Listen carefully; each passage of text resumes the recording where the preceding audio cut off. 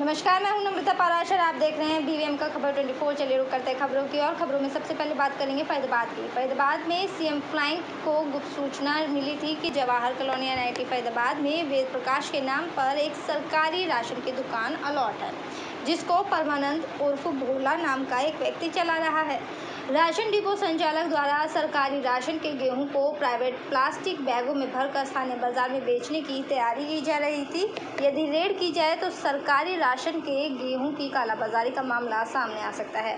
सूचना के आधार पर मुख्यमंत्री उड़नदस्ते की टीम द्वारा खाद्य एवं आपूर्ति विभाग फरीदाबाद के साथ वेद प्रकाश उपरोक्त के राशन डिपो का औचक निरीक्षण किया गया।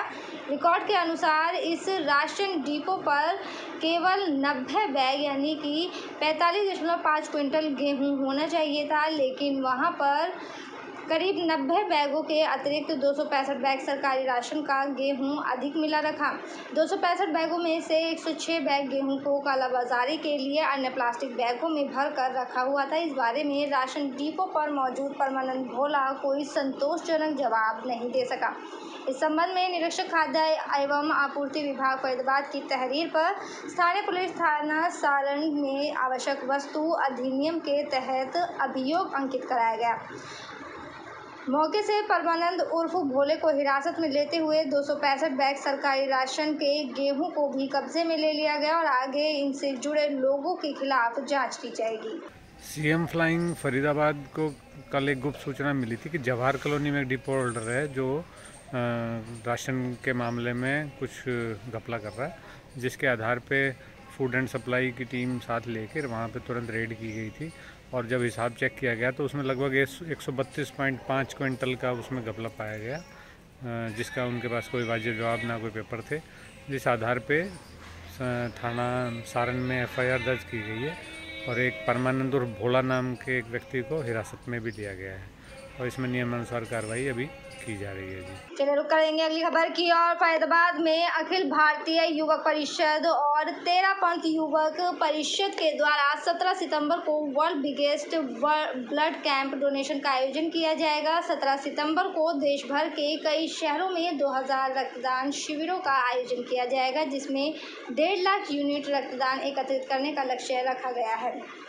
ये रक्तदान 18 देशों में भी 36 रक्तदान शिविरों के माध्यम से आयोजित करने का लक्ष्य रखा गया है। तेरापंथ युवक परिषद के लोगों का कहना है कि 17 सितंबर को फरीदाबाद में तेरापंथ भवन से 9 स्थानों पर रक्तदान शिविर का आयोजन किया गया है और फरीदाबाद से 1500 यूनिट रक्तदान एकत्रित करने का लक्ष्य रखा गया है।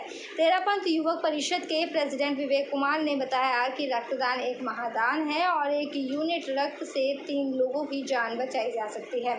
इस अभियान से लोग वंचित ना रहे, इसलिए ये ब्लड कैंप किया जा रहा है।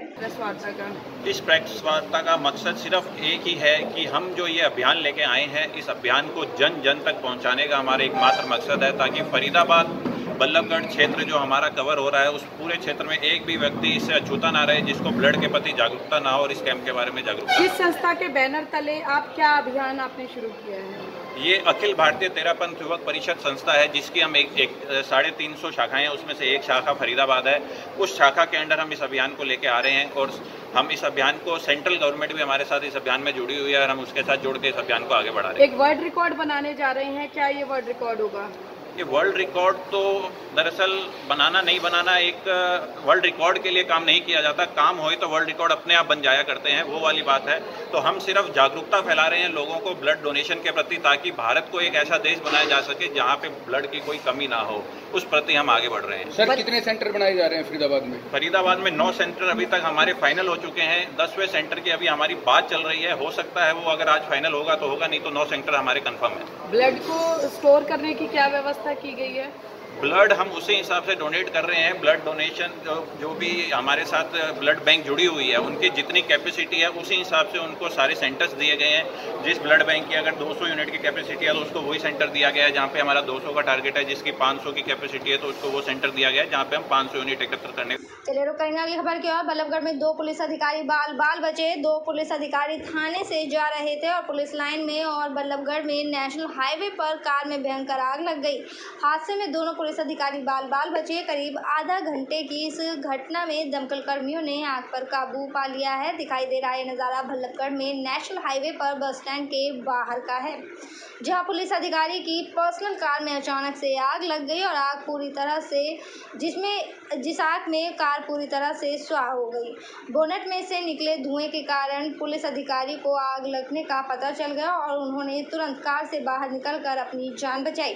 करीब आधा घंटे बाद दमकल की गाड़ी मौके पर आई और दमकल कर्मियों ने आग पर काबू पा लिया। पीड़ित पुलिस अधिकारी इनायत खान की माने तो वो सब इंस्पेक्टर ब्रिज किशोर के साथ आदर्श नगर थाने से पुलिस लाइन जा रहे थे। बोनट से धुआं निकलने लगा तो दोनों पुलिस अधिकारी बाहर निकल गए। उनकी माने तो तुरंत बाहर निकलकर उन्होंने अपनी जान बचाई। कैसे हुआ ये हादसा? ये हम पुलिस लाइन फरीदाबाद ड्यूटी पे जा रहे थे आदर्श नगर थाने से, जो एकदम सर्किट आगे से फॉल्ट हो गया गाड़ी के अंदर, उससे अचानक आग लग गई। इतनी भयंकर आग लगी कि जो हम बता भी नहीं हुई। सीएनजी गैस की वजह से लगी है? कोई पार्किंग नहीं, क्या है? पार्किंग की वजह से लगी जी। इसमें से पार्किंग हुई है आगे की तरफ। कौन कौन लोग थे जी इसमें?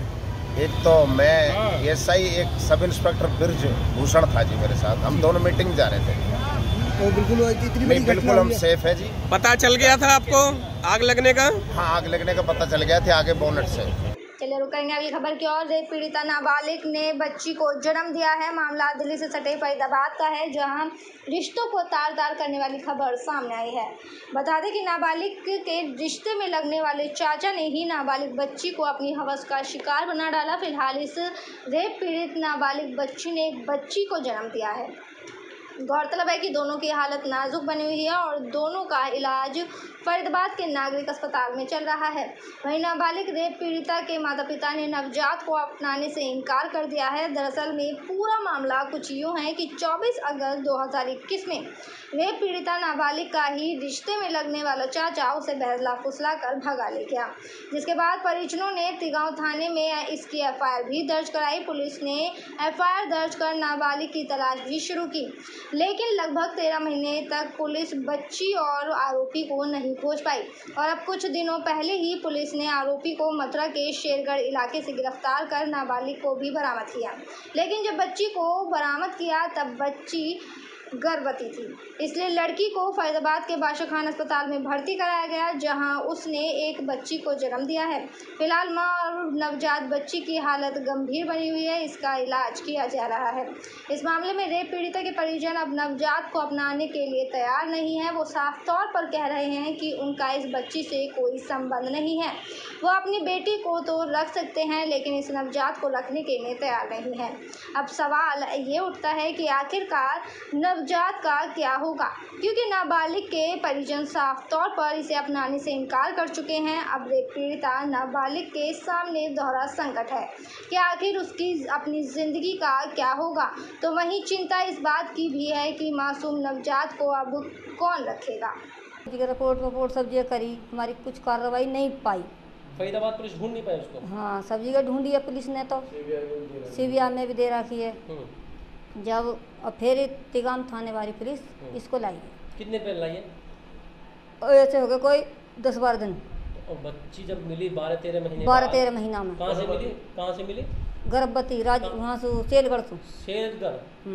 तो गर्भवती थी? गर्भवती पूरे महीने की थी? पूरी महीना ही। तो यहाँ से यहाँ कब भर्ती कराई गई है? रात।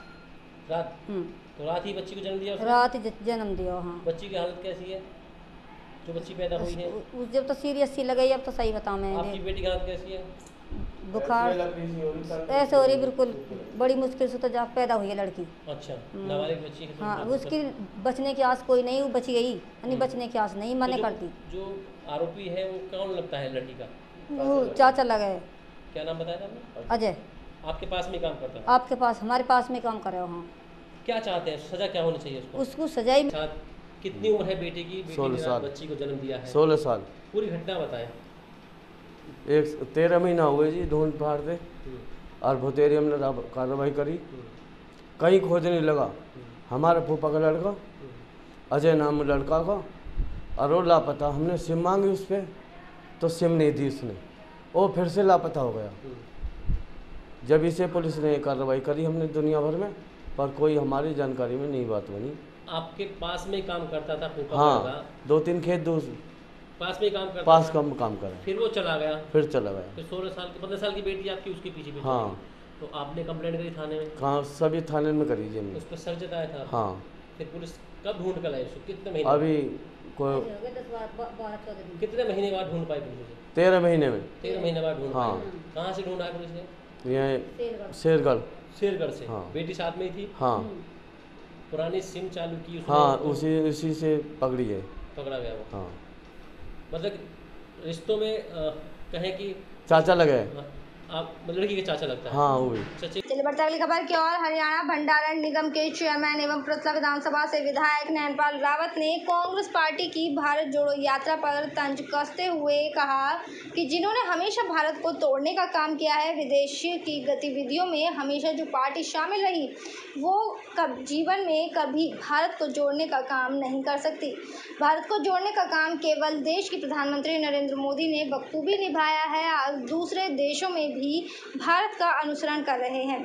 रावत पृथला विधानसभा में चल रहे विकास कार्यों के विभागीय अधिकारियों के साथ समीक्षा करने पलवल के रेस्ट हाउस पहुंचे थे। हरियाणा भंडारण निगम के चेयरमैन एवं पृथला विधानसभा क्षेत्र में विधायक नैनपाल रावत ने पलवल के रेस्ट हाउस में पब्लिक हेल्थ एंड PWD विभाग के अधिकारियों के साथ पृथला विधानसभा क्षेत्र में जो गांव पलवल जिले में आते हैं, उनमें चल रहे विकास कार्यों की समीक्षा की। इस अवसर पर रावत ने कहा कि पलवल के सभी विभागों के अधिकारी पृथला विधानसभा क्षेत्र से संबंधित विकास कार्यों व योजनाओं का लाभ जरूरतमंद लोगों तक समयबद्ध रूप से पहुंचाना सुनिश्चित करें, ताकि लोगों को किसी प्रकार की परेशानी का सामना न करना पड़े। उन्होंने कहा, पिछले कार्यकाल में प्रदेश के मुख्यमंत्री मनोहर लाल खट्टर द्वारा रेनीवेल परियोजना को लेकर 184 करोड़ रुपए की राशि 84 गांव के लिए दी गई है। इसमें 42 गांव पृथला विधानसभा क्षेत्र में आते हैं। इनमें से 4 गांव नगर निगम में आते हैं और 48 गांव में रेनीवेल परियोजना की लाइन बिछा दी गई है। बूस्टर भी लगा दिए गए हैं। पानी की व्यवस्था कहां तक पहुंची है, इसकी भी जानकारी अधिकारियों से ली गई है। अधिकारियों को इस परियोजना को सिरे चढ़ाने में कुछ परेशानियों का सामना करना पड़ रहा था। उन सभी समस्याओं को उनके द्वारा निपटाने का काम किया गया है, जिससे कि जल्द ग्रामीणों को रेनीवेल परियोजना का लाभ मिल सकेगा।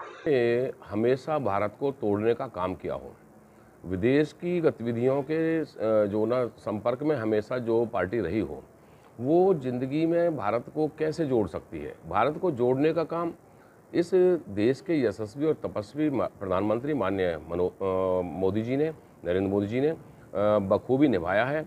आज कई सारी ऐसी कंट्री हैं जो भारत का अनुसरण कर रही हैं, चाहे आप योगा दिवस के रूप में लीजिए, चाहे आप रामायण के या गीता के मामले में, बहुत सारे जो कंट्री हैं हमारी इस संस्कृति को अडॉप्ट कर रहे हैं।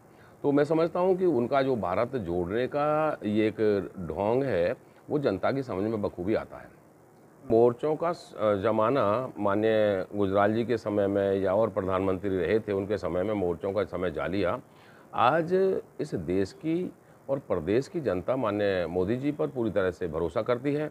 इस प्रदेश के यशस्वी और तपस्वी माननीय मुख्यमंत्री मनोहर लाल जी पर भरोसा करती है। तो इन मोर्चों से कुछ होने जाने वाला नहीं है, क्योंकि इस प्रदेश की हमारी जो 3.25 करोड़ जो लोग हैं, वो अच्छी तरह से जानते हैं कि कौन इस प्रदेश को आगे ले जाने का कार्य कर रहा है, किसने जातिवाद से इसको दूर किया है, किसने परिवारवाद से इसको दूर किया है, और किसने भ्रष्टाचार मुक्त शासन देने का और नौकरियों में पारदर्शिता बरतने का काम किया है। तो ऐसे यशस्वी और तपस्वी माननीय मुख्यमंत्री मनोहर लाल जी दोबारा हमारे इस प्रदेश के CM बने। मैं समझता हूं कि आने वाले 2024 में भी माननीय मुख्यमंत्री मनोहर लाल ही इस प्रदेश के CM बनेंगे। देखिए, उनकी मानसिकता मैं समझता हूं कि वो भी कांग्रेस की तरह इस देश को तोड़ने का काम करते हैं, और सबको पता है कि इसकी पार्टी के लिए विदेश से जो चंदा आता है, इन NGO के माध्यम से जो मंगाते हैं, कहीं ना कहीं इस देश की जो विरोधी गतिविधियां हैं उनके साथ वो शामिल होते हैं। और ये हरियाणा में तो सरकार क्या बनाएंगे, अभी 4 दिन पहले पंजाब में जो सरकार बनाई है, आज पंजाब का व्यक्ति पूरी तरह से पछता रहा है। और अगर वो चाहता है कि जल्दी से जल्दी चुनाव आए तो इस केजरीवाल की पार्टी को पंजाब से भगाया जाए। और हरियाणा में जो आने का सपना देख रहे हैं, अभी ये पंजाब में आए हैं, इनको। मेरे साथ खबरों में फिलहाल इतना ही। आप बने रहिए BVM के खबर 24 के साथ। फिलहाल मुझे दीजिए इजाज़त। नमस्कार।